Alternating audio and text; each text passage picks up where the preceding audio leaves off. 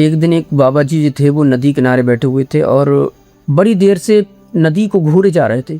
एक शख्स उनके पास आया, बोले बाबा जी क्या बात है कि आप बड़ी देर से इस नदी को घूरे जा रहे हैं।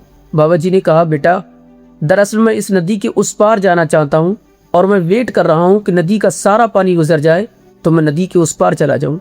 जब उस शख्स ने ये बात सुनी तो हंसने लगा, बोले बाबा जी कैसी बातें करते हैं आप, ये नदी का पानी तो चलता ही रहेगा। अगर आपको वाकई नदी के उस पार जाना है तो आपको कुछ ऐसा करना होगा कि नदी का पानी चलता रहे और आप उस पार चले जाए। बाबा जी ने जब उस शख्स की ये बात सुनी तो हल्का सा मुस्कुराए, बोले बेटा बस यही बात मैं दुनिया को बताना चाहता हूँ कि जिम्मेदारियाँ, रिस्पॉन्सिबिलिटीज़ कभी ख़त्म नहीं होंगी। एक के बाद एक रिस्पॉन्सिबिलिटीज़ आती रहेंगी। अगर तुम्हें कुछ करना है, कुछ बनना है तो इन रिस्पॉन्सिबिलिटीज़ के बोझ तले दबकर ही कुछ करना होगा।